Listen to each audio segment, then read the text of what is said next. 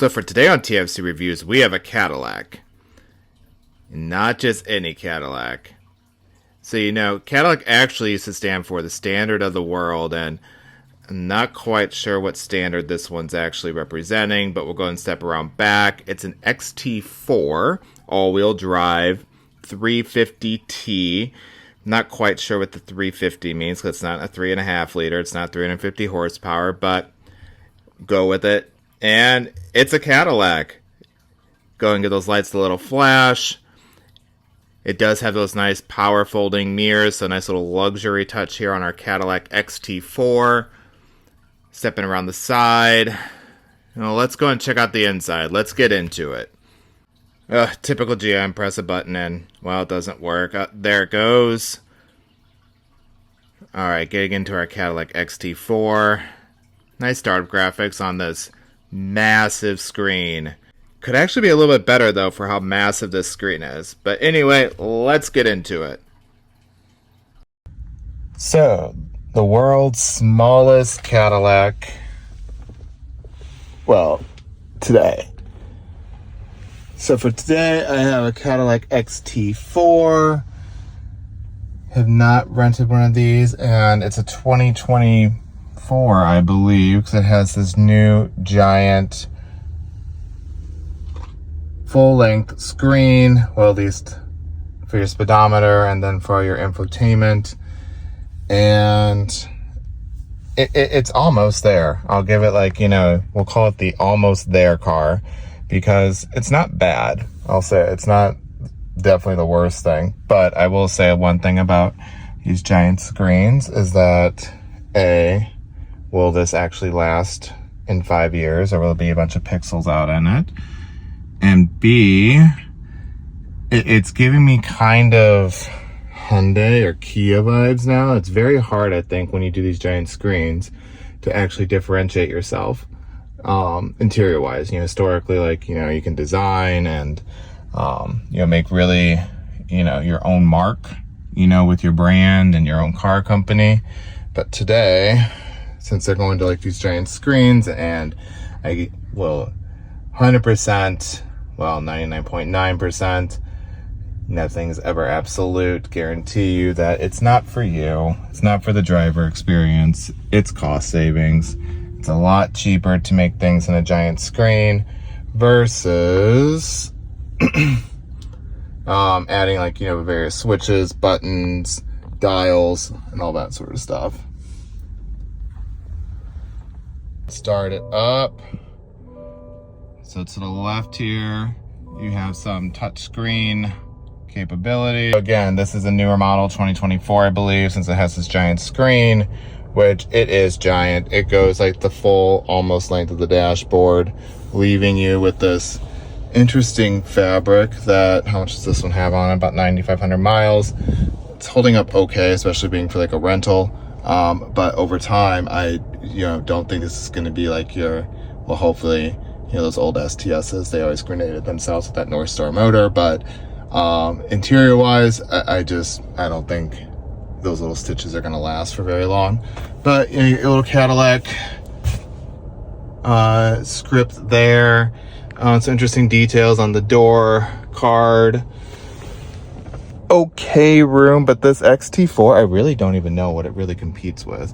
Like maybe like a X1 BMW or a GL ABC, you know, from probably not GLC, but maybe that like weird squatted, you know, mini SUV that they have.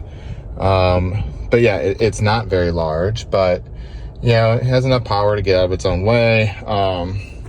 You know, very simple, like, you know, park, reverse, neutral, you know, drive. Has a kind of like, what do you call it? The, you know, golf club kind of shifter. Super easy, pretty intuitive, you know, shift up. Well, it gives you a nice little warning. You gotta press the side button there. But then you have, like, you know, some controls here, music, phone, navigation, but typical GM.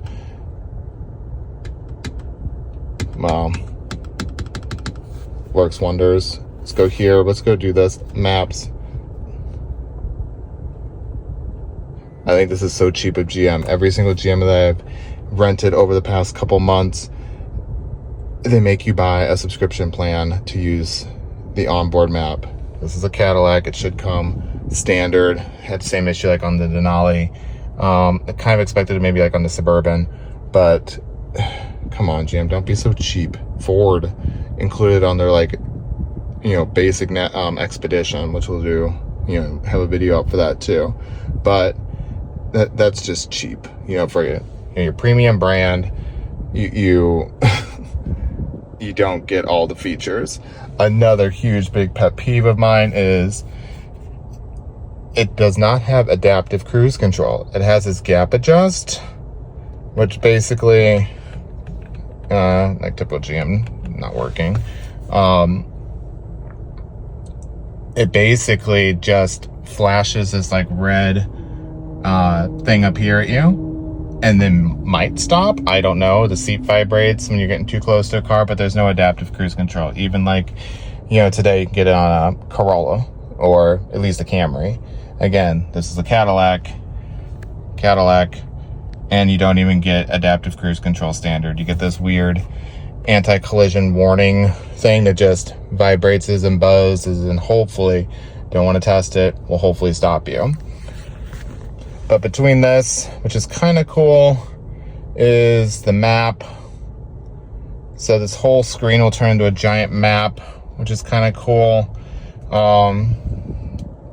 But the one thing that was weird is that it doesn't give you, it's just an overview map. So it's kind of like, well, that's great, but I don't need to see all of Southern Connecticut. I kind of just need to see like where I'm going. But then if you come over here and hit the clean, it gives you a nice, just basic layout, just your speedometer, your range, what drive mode you're in, and keeps it simple. And then with these other couple little buttons, let's see if they work. So giving you trip. So it gets decent, you know, 25.4, not too bad, but expect a little bit better for a size of this vehicle. And then you can go back over here and go back to gauge. And then you're back to your main screen. So back down here again. So a few more buttons, you know, again, home. So I do like having physical buttons. So you have that there to get you to home. Again, nice redundancy for music, phone, navigation, which, there it goes, it's working now. Yay, good job. And then your vehicle infotainment for vehicle status, a nice physical button there. Also for your HVAC, all nice physical buttons. This was kind of cool where, nice little fun little feature, scrolling between the fan speeds, dual zone climate control, sync, parking sensors, hazards, your lane keep assist, which it does actually keep assist, which was nice. And that is pretty much it. Oh, drive modes. This was actually one thing I did find useful. So being that this is probably not someone who's ever going to take this off-road and doesn't want a bunch of knobs and levers to fiddle with, you know, go in between four-wheel drive or not, you can do it on the fly. So it's actually just one button mode, and with that you can see it flashes. Now we got our sport mode there, your off-road and your XT4. Touring, I don't know what that does, you know, for touring. Let's go back to home. And you got sport again, off-road, tour, and then also there's like a in-between mode which will lock in your all-wheel drive, because normally if you scroll through all these, it will normally run in two-wheel drive. It's a little bit laggy, so I'll try to be patient. Okay, so touring I think is just your normal mode. So 3 drive modes, but allows you to go, I think, touring, all-wheel drive, then sport, then off-road, back to touring, back to normal 2-wheel drive. Go ahead and pop the hood. on our luxury Cadillac XT4.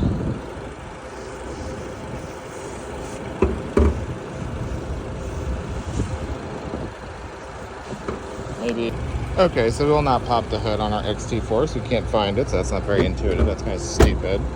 But one thing I did notice, it's really, really obnoxious. These horrendous panel gaps. And then you can see here too. Like, that's shitty. That is really shitty. It's the same way on the other side.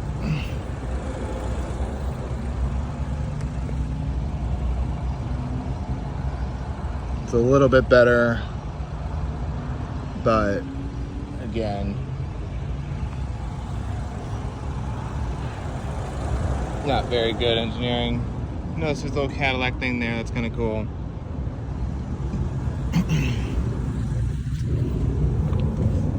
I'm back inside, and that's pretty much it. We already looked at the back. We don't have to look at the trunk room. It's a basic, like, compact-ish SUV.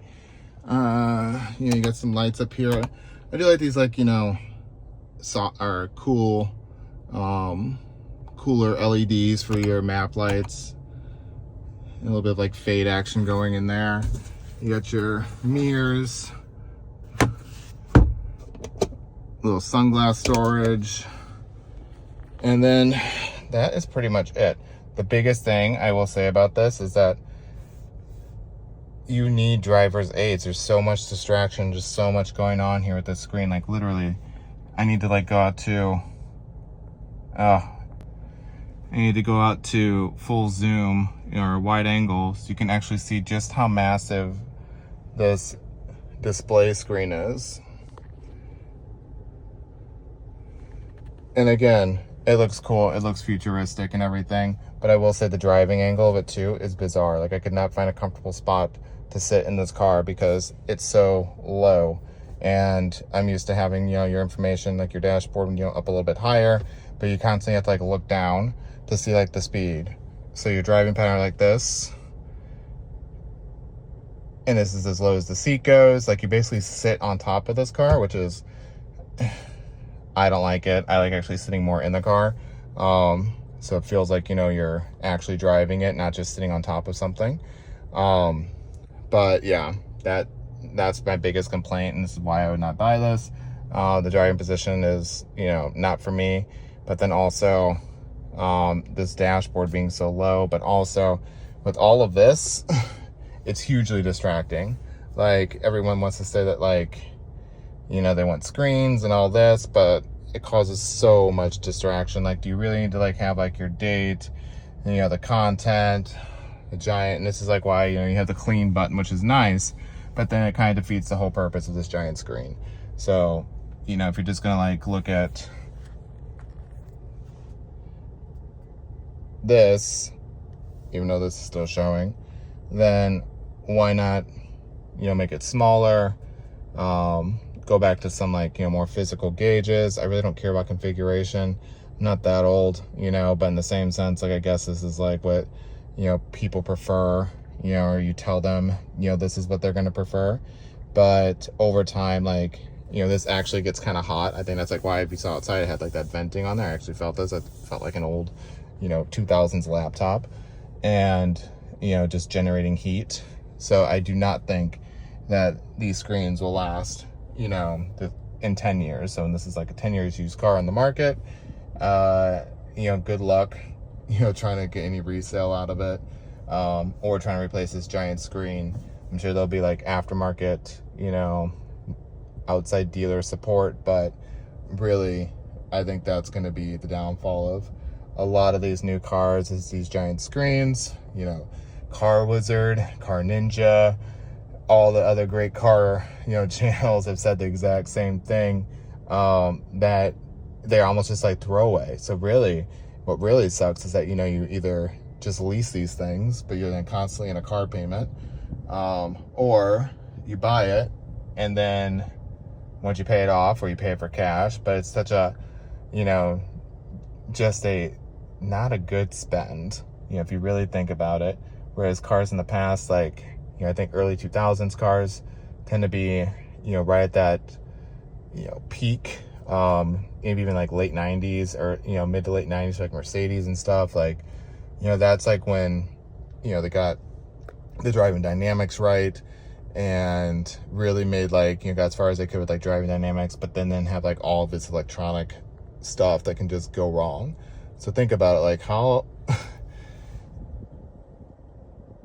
with your own laptops and your own phones, like how great are those like 3 or 4 years after you, if you even keep them that long, after you buy them? I think that answers your question. So that's it for this Cadillac XT4. Again, it's okay. I would not buy it. I don't think it's, you know, worth it. You know, I'm glad GM like did a little bit of like styling, like, you know, in it, but at the end of the day, it's still kind of missing the mark on too many things where, you know, that are important to me. You know, as a car owner, driver, enthusiast. But lastly, on this Cadillac XT4, I will say, material-wise, it is a step up, notch above other GM products. I'll say, like, even in here, even though it looks really gross, and it's probably a, you know, testament of like over time when you use this kind of like felt to line things, but they do a good job of, you know, lining, you know, the non-seen parts. Let's check the glove box. Even the glove box, you know, is lined. So there is that tiny heart to like some sort of quality, you know, that Cadillac is supposed to represent. There's that cool, you know, door detail. But again, that panel gap misalignment, that's just unacceptable. That's so bad. I can't believe they would allow it to, like, you know, leave the factory like that. But again, it's GM, and, you know, I guess that's what you know, have to expect. That'll wrap it up for the Cadillac XT4. Thanks for joining us today. Let's see what we get on the next one.